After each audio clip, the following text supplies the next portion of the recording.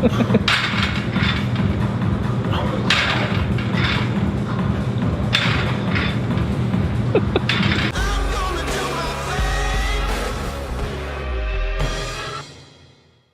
up guys, so we're back from America and we're back from the sunshine and back into snow. Snow when we get back. Today I'm gonna film a video. Say you've had some time off, you've had an injury, or you've been away like I have and you everything's been thrown out of whack. Or maybe you're just starting out in the gym, maybe you're a beginner. This is also gonna be a great beginner routine for you to be able to go in and start learning about exercises and mixing things up from body weight to weighted. This is going to be the way you get back into training to get the blood flowing, get the muscles moving, get those mind to muscle connections firing again, but reducing the risk of injury. The worst thing you can do if you've had time off is, it's a great thing to have the mentality to want to go back in, but if you do that, if you go straight back in, you have to remember that you got to that peak prior to stopping because you were consistent. And then if you have a break and then go and try to go back into the high end of that consistency, chances are your body's not going to be primed for it and stuff is going to get tweaked, it's going to pull, and you're going to just increase that risk of injury. So it's going to do you no harm. In fact, it's going to do you a benefit in doing some full body workouts. And that's what I'm going to take you through today. It's going to include some functional movements, it's going to include body weight movements and weighted movements. We're going to go through each exercise individually. I'm going to tell why they're good, why we're doing them, how many sets, how many reps, and then you can literally take it, go, use it, get yourself feeling nice and loosey-goosey again. Movement. Because the worst thing you can do is go in and just be tunnel visioned. You want to keep those boundaries spread nice and wide. Just spilt my tea. Roxy, get the tea. Useless. Might be wondering what all these cardboard boxes are in my way. A quick look, and I'm going to do this a full food haul review, but this is our muscle food delivery we tend to get once a week. So this is more like what we do in terms of supplementation, is we eat more things than we drink more things. But I'm getting back onto my Pro Weighteen. There you go, there's a new name for a shitty brand. New Pro Weighteen 4000.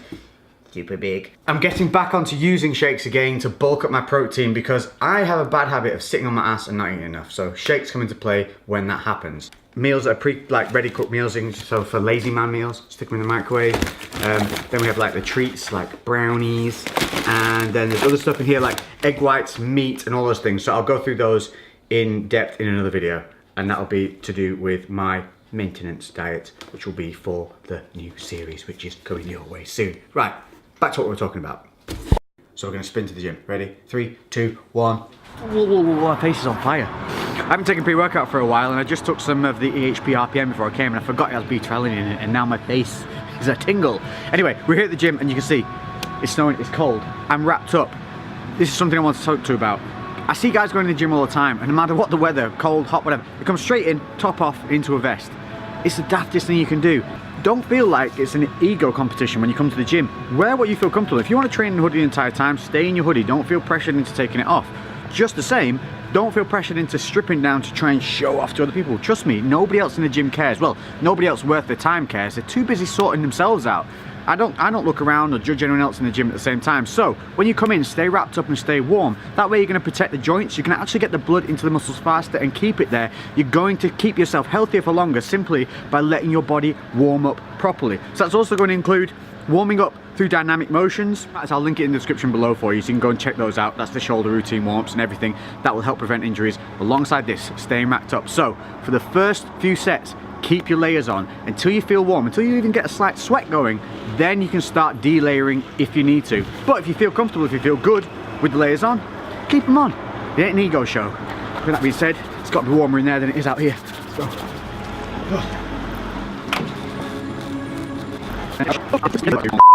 Voiceover Lex checking in because it was cold in the gym, so we just wanted to keep moving and keep filming. So I've got, what the hell? I've got the notes from all the exercises we did. We're going to go through them now. Everything you need to know for each exercise, plus some bad points that you'll often see people do. Starting with body weight, moving into weights. So this routine starts with body weight, and we start with the pull-ups. Hand position is one of the main things people get wrong with this. Too many people try to go too wide. If you're not 6'4", you don't need to be grabbing the edges of the handles. Just go as wide as feels comfortable.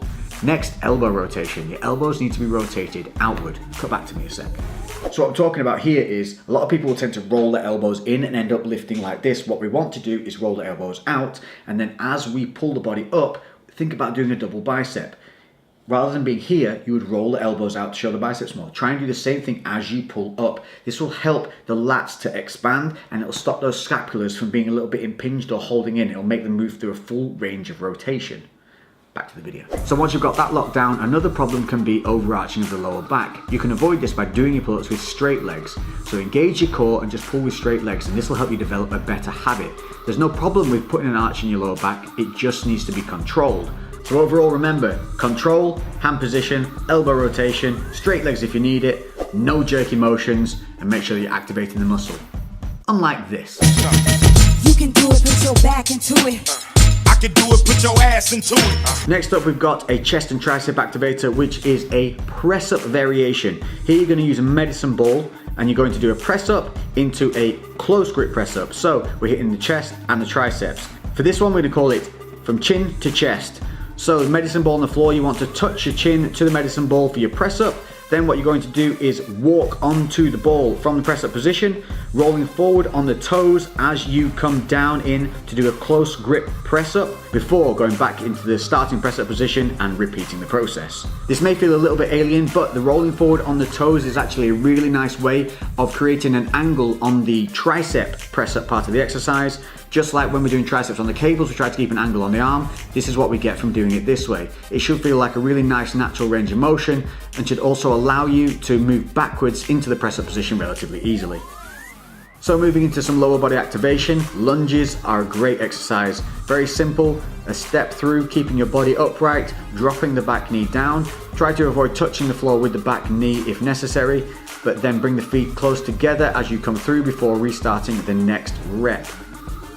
Things to avoid on this lunge would be to be leaning forward, letting the knees buckle inward, or just moving through from one lunge into the next without having that pause in between to reset and re-engage the muscles. Finally, dips, and yes, this is a piece of wood that you're looking at. Why? Because sometimes these machines are a little bit high, and to reduce injury risk, stepping up onto something to get yourself into the machine is way safer. Moving into the dip motion, what you'll notice here is my feet are forward, chest is up.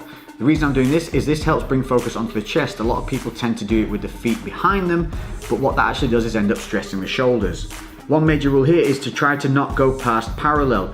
Depth does not mean more range of motion on the chest. What it does mean is stress on the shoulders, tendons, and ligaments. So avoid jumping straight into the exercises, feet behind, jerky motions, and going too deep when you don't need to.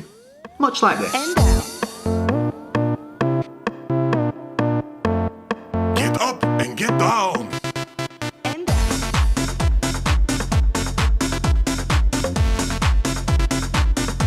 Now we're moving on to the weighted exercises, starting with a nice compound with the bench press. One on this is hand position. Again, don't go too wide. Here you can see I'm just a thumb's distance away from the beginning of that grip.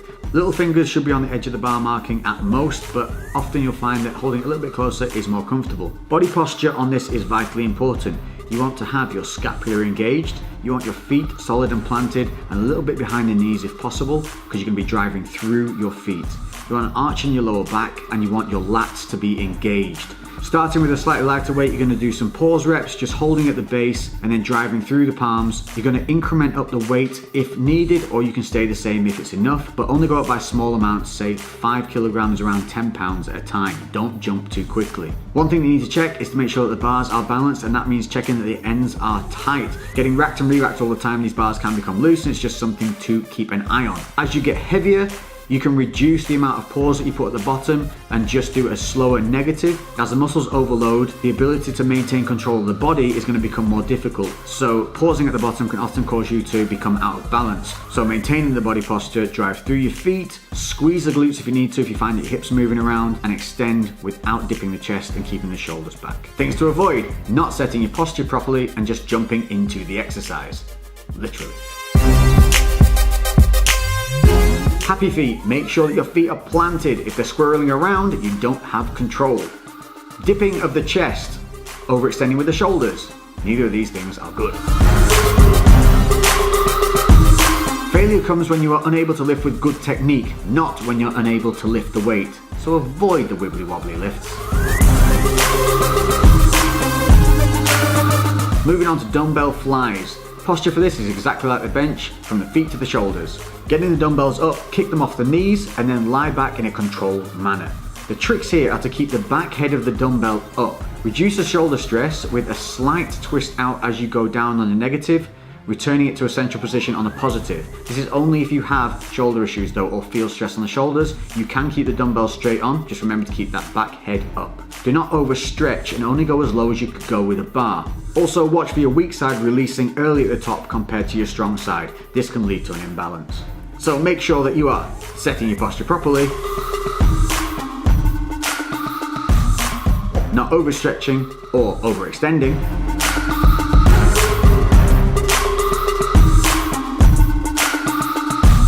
or faffing around with any unnecessary rotation.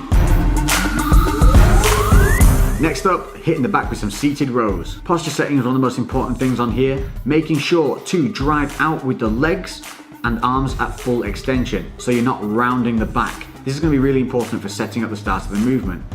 At the top of the rep, you want to engage the scapula, keep your chest up, pull from your elbows and not the hands. This is going to help engage the back more and help you feel it. This is also going to help with the mind to muscle connection. Make sure you squeeze at the top with your chest up and pulling your elbows through, then release to a full arm extension before following through with the body. Don't do both at the same time. Making sure to keep your back neutral and not rounding off. Put the weights back down by releasing at the legs, not rounding at the back. So avoid rounding the back to get that extra stretch. Overextending on the positive to get those added gains. And releasing the stack by releasing your spine.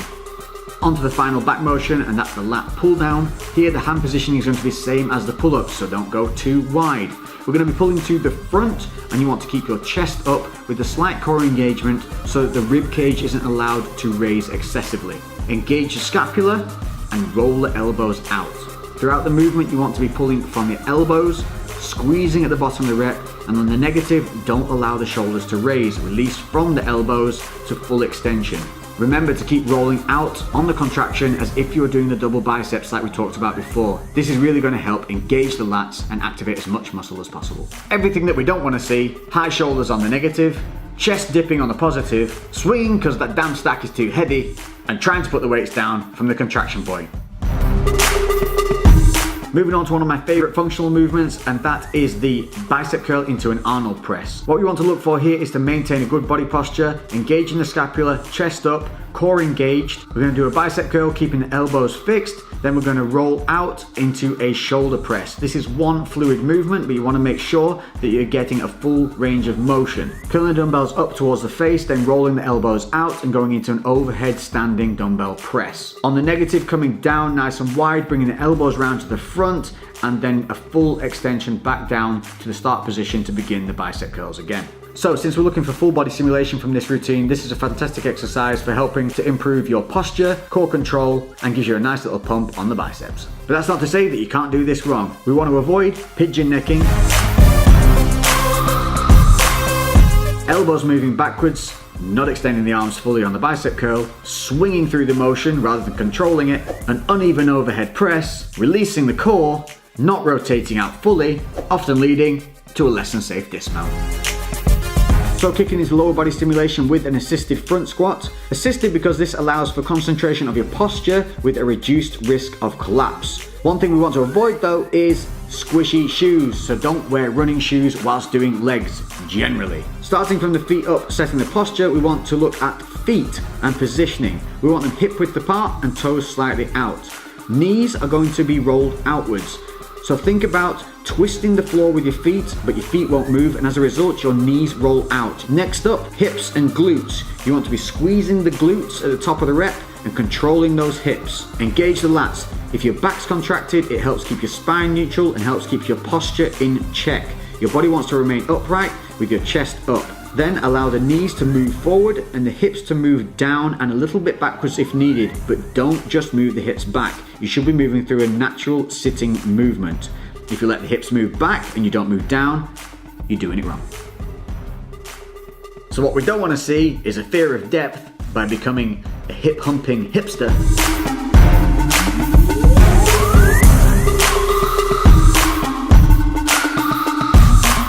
Just Just because it's assisted doesn't mean ego lifting helps. Avoid heavy lifting and partial reps.